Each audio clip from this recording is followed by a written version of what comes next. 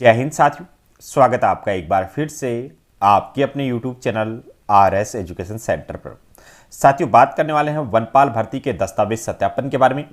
इस भर्ती में जिन कैंडिडेट का डॉक्यूमेंट वेरिफिकेशन होना है, उनको डॉक्यूमेंट वेरिफिकेशन के समय कौन कौन से दस्तावेज लेकर जाने हैं, इसके बारे में जानकारी इस सेशन में हम देने वाले हैं।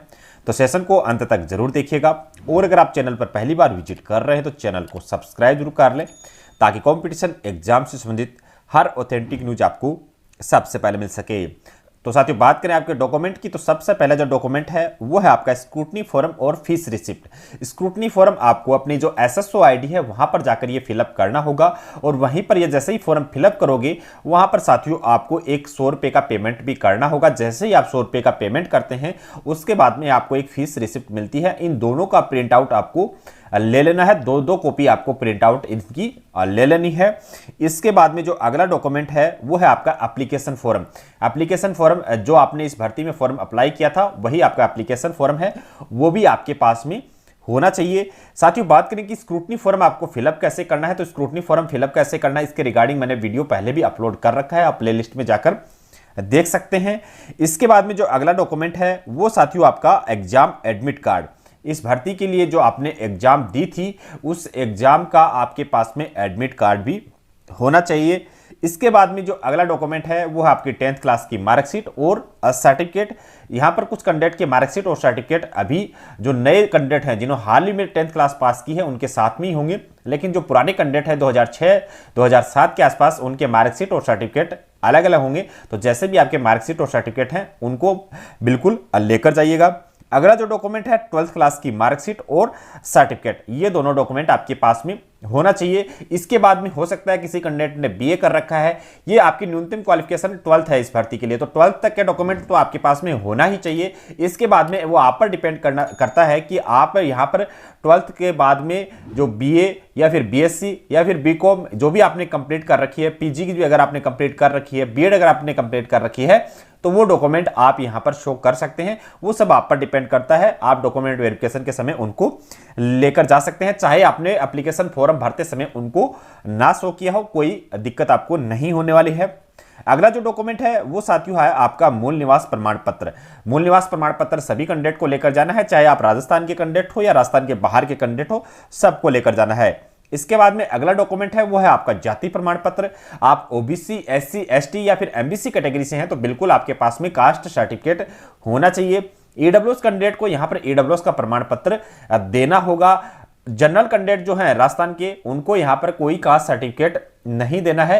राजस्थान के बाहर का भी अगर कोई कैंडिडेट है तो उनको भी कोई कास्ट सर्टिफिकेट नहीं देना है। इसके बाद में यहां पर विवाह प्रमाण पत्र, अगर कोई कैंडिडेट मैरिड है तो बिल्कुल उसको विवाह प्रमाण पत्र देना होगा। अगर आपकी शादी अनिवार्य विवाह अधिनियम 2006 से पहले की है तो फिर आप एक शपथ पत्र दे सकते हैं, अदरवाइज आपको विवाह प्रमाण पत्र देना होगा।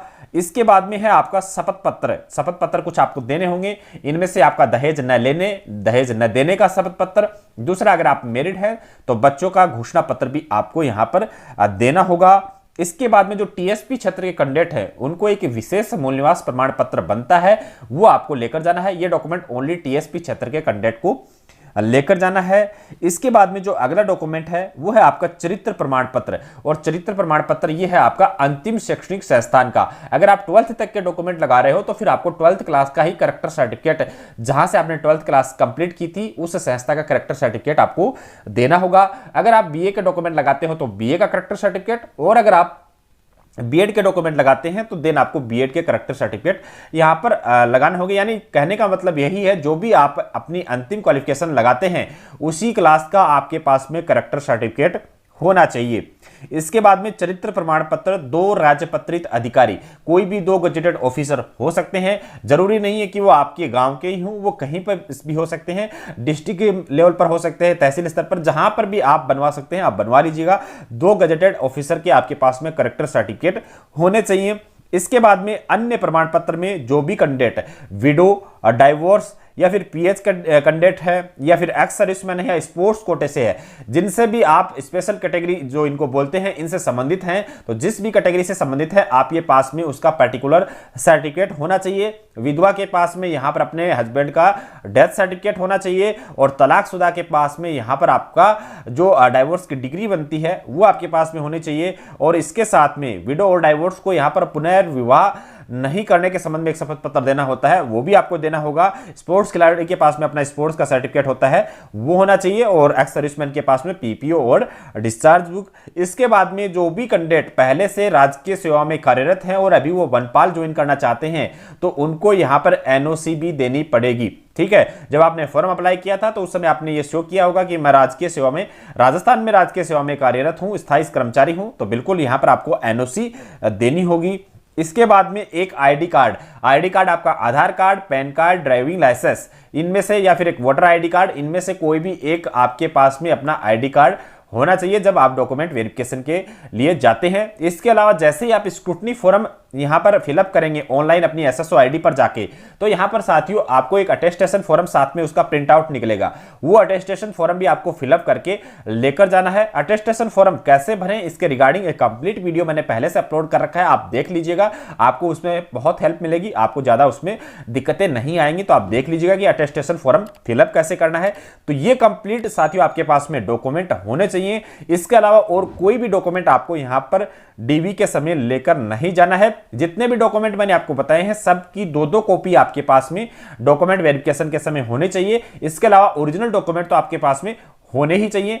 ये सभी डॉक्यूमेंट आपको डॉक्यूमेंट वेरिफिकेशन के समय लेकर जाने हैं। तो इस वीडियो में बस इतना ही। वीडियो में दी गई जानकारी अगर आपके लिए हेल्पफुल रही हो तो वीडियो को लाइक एंड शेयर जरूर कीजिएगा, चैनल को सब्सक्राइब कर लीजिएगा। मिलते अगले वीडियो में, तब तक के लिए धन्यवाद। जय हिंद।